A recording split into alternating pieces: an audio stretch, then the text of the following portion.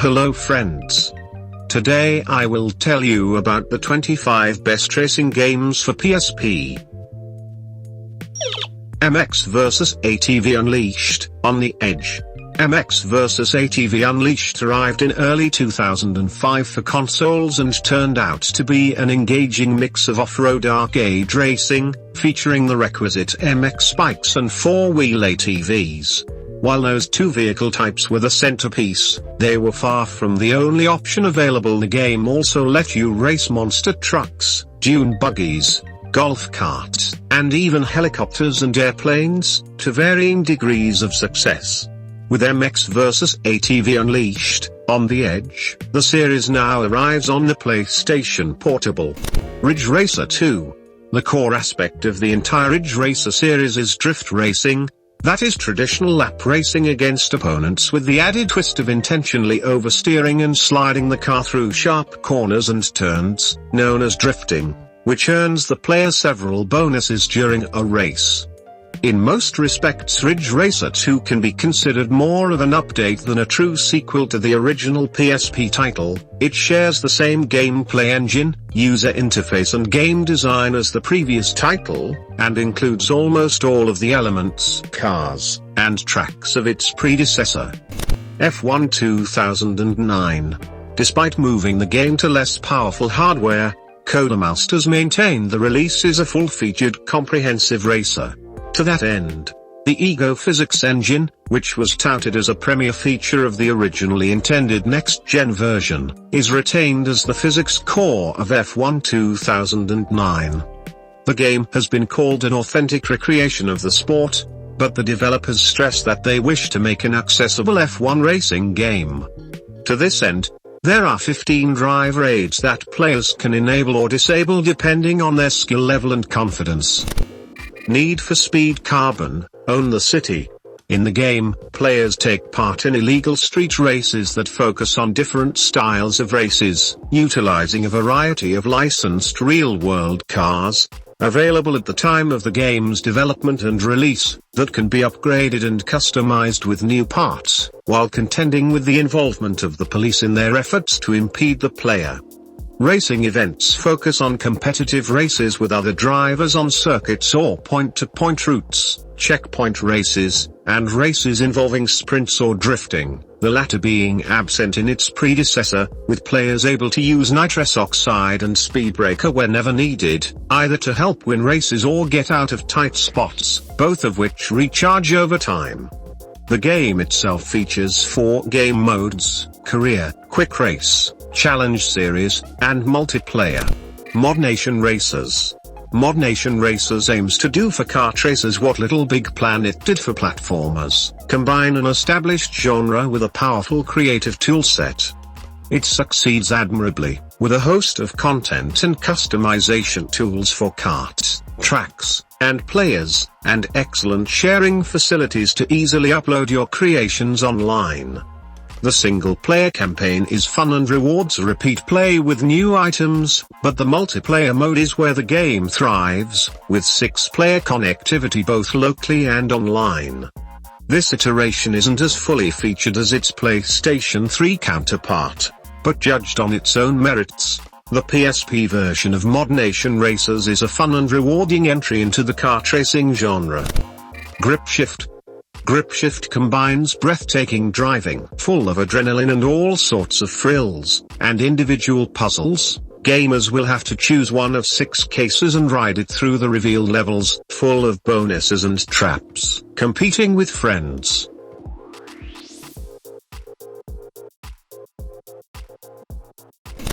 TOCA Race Driver 3 Challenge. Codemasters' TOCA Race Driver series has always been about 2 things: solid, simulation-based driving, and an insane amount of racing variety. Unlike most other racers out there, TOCA skips the usual methodology of sticking to one main type of racing and overloading the package with a ton of licensed cars. Certainly TOCA does have quite a few licensed vehicles, but they're spread across such a wide assortment of racing disciplines that at times it seems like no 2 races are ever alike. TOCA Race Driver 3 is the latest game in the series, and it's every bit as good as its predecessors. if not markedly better. The variety of race types has grown significantly, the driving remains a great deal of fun, and the game still presents itself extremely well.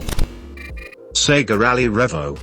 Sega Rally Revo for the Xbox 360 and PlayStation 3 brought the years-old Sega Rally franchise into the current generation of consoles, crafting a fun, though sometimes overly challenging arcade rally racer around the series' trademark power slide happy gameplay. Revo was also released for the PSP, and it attempts to do the same thing as the console games, albeit with far less enjoyable results. In a sense, Revo on the PSP suffers from opposite issues of its console counterparts. Whereas the Xbox 360 and PS3 versions featured overly tough computer opponents that you couldn't bump off their racing lines to save your life, in the PSP game the opponents are total pushovers. There is next to no challenge in this game, and what little there is has more to do with the off-kilter controls than anything else. Need for Speed. Most Wanted 510's gameplay is largely focused on police chases and illegal street races. The career mode is built on a series of challenges consisting of more than 75 events. By winning races, players will be able to climb up a leaderboard with 15 opponents. It's possible for players to check their pursuit and race statistics in a rap sheet option. During races, it's also feasible to use nitrous boost and a time magnifier. Burnout Dominator. The Burnout series has added and subtracted plenty of features over the past few years by continually adjusting and refining its hard driving formula from iteration to iteration. Burnout Dominator isn't a proper sequel for the series, because Burnout 5 is currently in development for the PlayStation 3 and Xbox 360. Instead, Burnout Dominator takes bits and pieces of the driving mechanics and features from the past Burnout games and brings them together in a new way.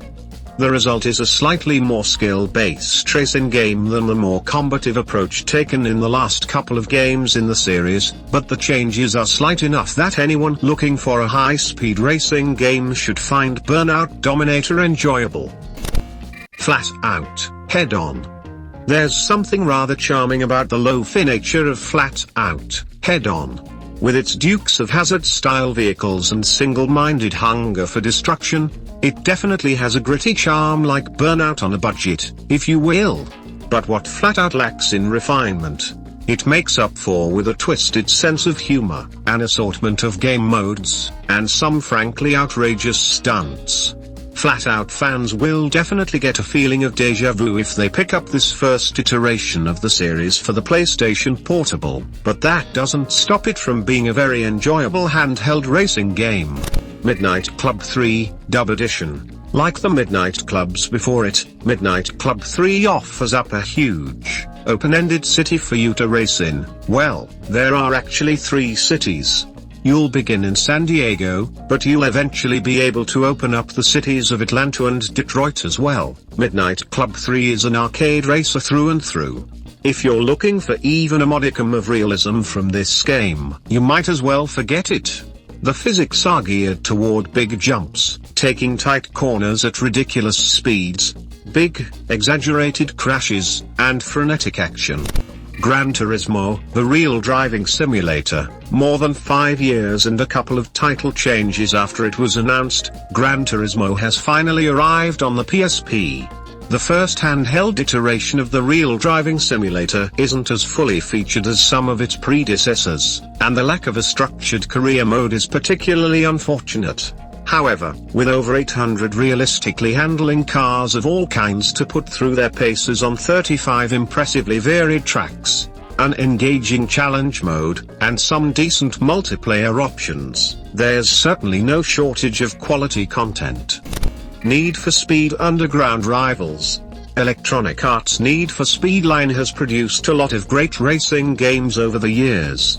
The theme of the games has changed here and there, and recently, the Need for Speed name has been squarely attached to import-tuner-style street racing games. This subset of the series, known as Need for Speed Underground, has done a good job of capturing the thrill of late-night illegal street races while including all of the parts and customization. Now, EA is bringing its nitro-powered racer to the Sony PSP, and its stripped-down take on the series fits nicely onto the new handheld. ATV Offroad Fury Pro. The original ATV Offroad Fury Blazing Trails was a fun, fast off-road racer for the PlayStation Portable. While the gameplay formula hasn't changed much in the follow-up, ATV Offroad Fury Pro dramatically ups the ante in terms of content. Simply put, there is an awful lot to do in ATV Offroad Fury Pro, and much of it is a rollicking handheld good time. TOCA Race Driver 2. The ultimate racing simulator. TOCA Race Driver 2 is all about variety. Rarely has there ever been a game that brings so many types of races to the table as this one does. You can choose from a bevy of different race types and concordant cars, including stock cars, rallies, super trucks, street racing, Formula 1 cars, Land Rovers, and so on. There are 15 different varieties of races in all, each of which is actually represented quite well, both visually and gameplay-wise. Midnight Club, LA Remix. The last PSP version of Midnight Club, Dub Edition, was plagued with frame rate problems, insanely long load times, and hammy acting during its grummy story bits. The only issue that remains in its newly released sequel, LA Remix, is the duration of the loading screens. Actually, there are still some over-the-top trash talking and too extreme for you characters, but the thin story serves its purpose to motivate you to demolish the competition. With its big list of varied vehicles, a substantially sized city, and great visuals, Midnight Club, LA Remix is a surprisingly dense PSP game.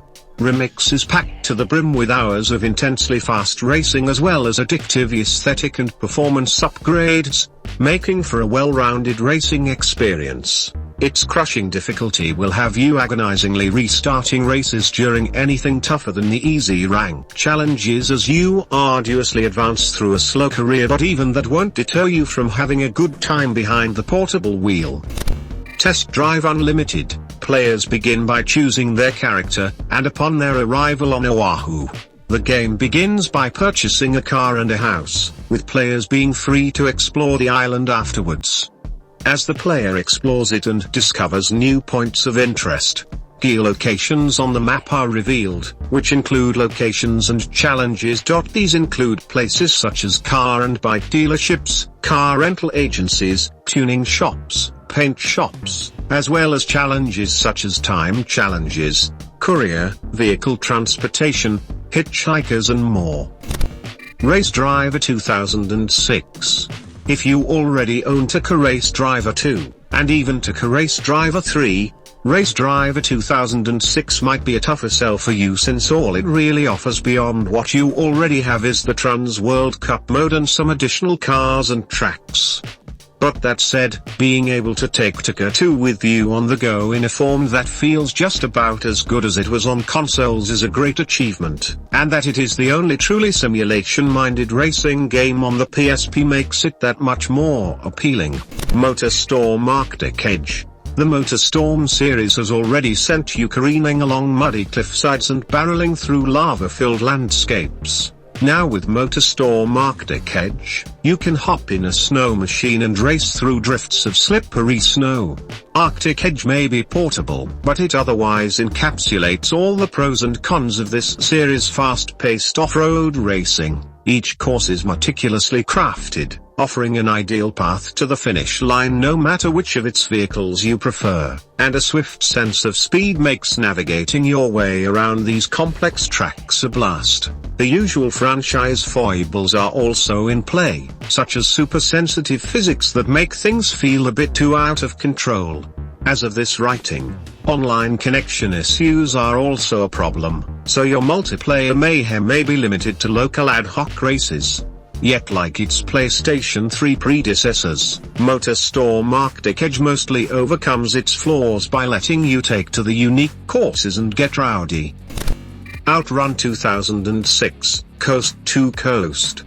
The OutRun games have always relied on the classic design principle of simple to learn, but hard to master.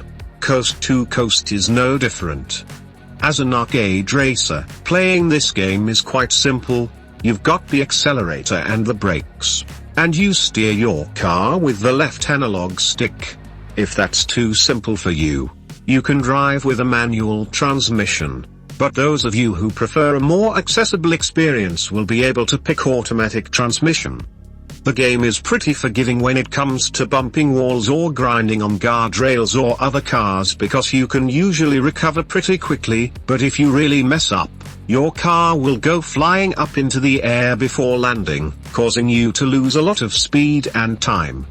New to Coast to Coast is a slipstream feature that lets you draft behind cars, which in theory increases your speed without using more power.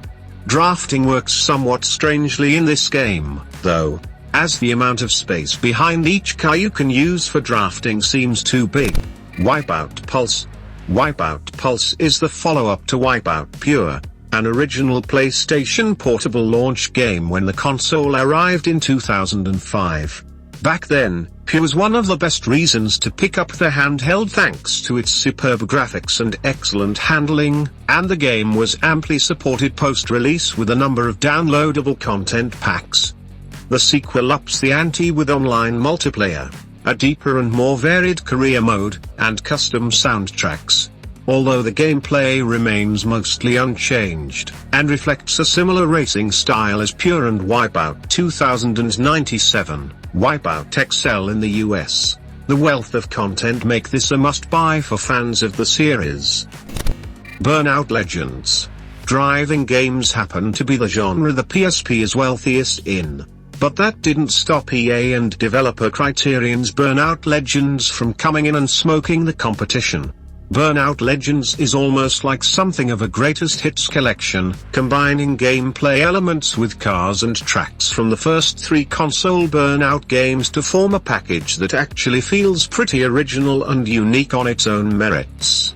Apart from that, though, Legends simply makes fantastic use of the PSP technology, providing a profoundly impressive audio-visual experience and fast, frantic racing, both of which easily rank with the best the platform has to offer. Wipeout Pure.